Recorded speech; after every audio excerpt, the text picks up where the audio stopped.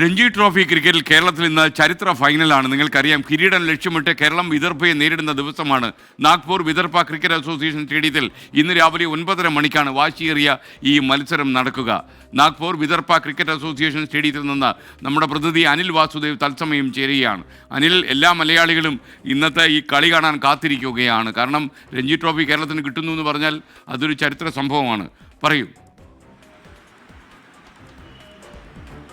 തീർച്ചയായും ചരിത്ര കിരീടം ലക്ഷ്യമിട്ടാണ് കേരള ടീം ഇപ്പോൾ രഞ്ജി ട്രോഫി ഫൈനലിന് ഇറങ്ങാൻ പോകുന്നത്. വിദർഭയാണ് എതിരാളി. അതിനായി സ്റ്റേഡിയത്തിലേക്ക് നമ്മുടെ ടീം പുറപ്പെടുകയാണ്. അവരുടെ ടീം ബസ്സാണ് ഈ കാണുന്നത്. അവർ ഹോട്ടലിൽ നിന്ന് ടീം ബസ്സിലേക്ക് കയറി അല്പസമയത്തിനകം തന്നെ പുറപ്പെടും. 9:30-ക്കാണ് മത്സരം തുടങ്ങുക. അതിന് മുന്നോടിയായി 9 മണിക്ക് ആണ് ടോസ് അപ്പ്. എന്തായാലും നമ്മുടെ പ്രിയ താരങ്ങളുടെ ദൃശ്യങ്ങളാണ് നമ്മൾ ഇപ്പോൾ കാണുന്നത്. ക്യാപ്റ്റൻ സച്ചിൻ ബേബിയെയാണ് ദൃശ്യങ്ങൾ കാണുന്നത്. ഒരു ഇതിഹാസ ക്യാപ്റ്റൻ എന്ന് തന്നെ വേണമെങ്കിൽ സച്ചിനെ വിശേഷിപ്പിക്കാം. 2 തവണയാണ് കേരളം ഈ സെമിക്കപ്പുറത്തേക്ക് പോയിട്ടുള്ളത്. ആദ്യ തവണ 2018-19 സീസണിലാണ്. അന്ന് സച്ചിന് കീഴിലാണ് ടീം ആദ്യമായി സെമി കളിച്ചത്. ഇപ്പോൾ വലിയ ഫൈനൽ കളിക്കാൻ പോകുന്നതും സച്ചിൻ ബേബിക്ക് കീഴിലാണ്. സച്ചിൻ ബേബി അദ്ദേഹത്തിന്റെ ഒരു സ്വപ്നം പണ്ട് പറഞ്ഞിട്ടുണ്ട്. ഇറാനി ട്രോഫിയിൽ ടോസ് ചെയ്യാൻ പോകുന്ന ആദ്യ കേരള ക്യാപ്റ്റൻ ആകണം തനിക്ക് എന്നുള്ളത്. അത് ചെറിയൊരു കാര്യമല്ല.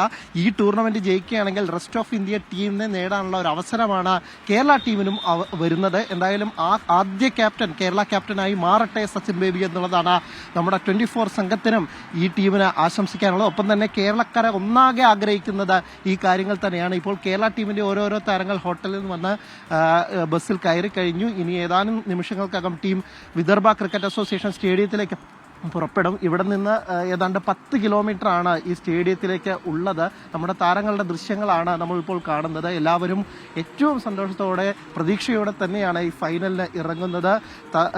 വലിയ വലിയ പ്രതീക്ഷകളാണ്. ഒരുപക്ഷെ സമീപകാലത്ത് കേരള ക്രിക്കറ്റിന്റെ ചരിത്രത്തിലെ ഏറ്റവും ഒരു തിളക്കമുള്ള നിമിഷത്തിലാണ് നിൽക്കുന്നത്. ആദ്യമായിട്ടാണ് ടീം ഫൈനലിൽ തന്നെ പ്രവേശിക്കുന്നത്.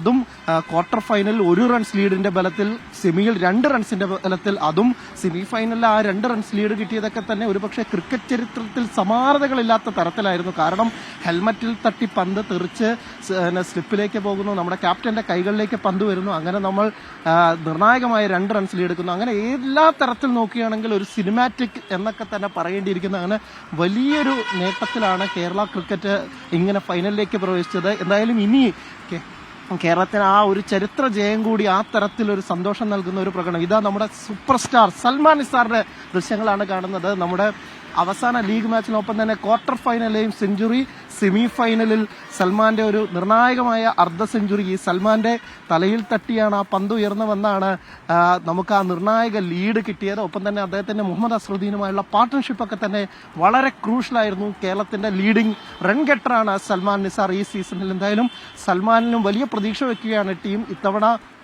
ഏറ്റവും മികച്ച പ്രകടനം കാഴ്ചവെച്ച സൽമാന്റെ ദൃശ്യങ്ങളാണ് ഇപ്പോൾ 24-ലൂടെ പ്രേക്ഷകർക്ക് ഏറ്റവും എക്സ്ക്ലൂസീവായി നൽകാൻ കഴിഞ്ഞത്. എന്തായാലും വലിയ സന്തോഷത്തിലാണ് നമ്മുടെ ടീം, വലിയ പ്രതീക്ഷയിലാണ് ടീം. നമ്മുടെ കേരളത്തിലെ 3.5-4 കോടി വരുന്ന ജനങ്ങളും വലിയ പ്രതീക്ഷയോടെ കാത്തിരിക്കുകയാണ്. നമ്മുടെ ടീം എന്തായാലും ഇത്തവണ കപ്പടിക്കും.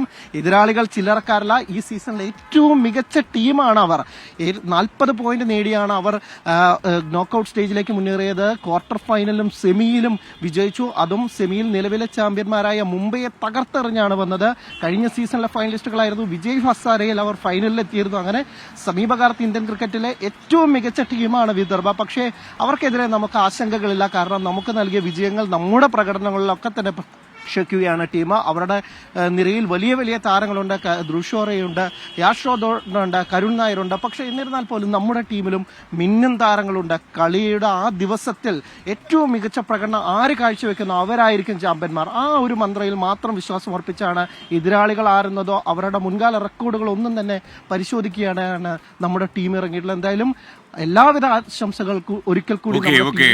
നാഗ്പൂരിൽ നിന്നാണ് നമ്മുടെ പ്രതിനിധി അനിൽ വാസുദേവ് ചേർന്ന് നമ്മുടെ വാർത്താ സംഘം അവിടെ ക്യാമ്പ് ചെയ്യുകയാണ്. ഈ കളിയുടെ ഏറ്റവും ആകർഷകമായ ദൃശ്യങ്ങൾ കൂടി പ്രേക്ഷകരെ തത്സമയം എത്തിക്കുവാനും കളിയുടെ സ്റ്റേഡിയത്തിന് പുറത്തും അകത്തും നടക്കുന്ന കളിയുടെ ആവേശഭരിതമായ നിമിഷങ്ങൾ ഒപ്പിയെടുക്കാനും നമ്മുടെ വാർത്താ സംഘം അനിൽ വാസുദേവിൻ്റെ നേതൃത്വത്തിൽ നാഗ്പൂരിൽ തുടരുകയാണ്.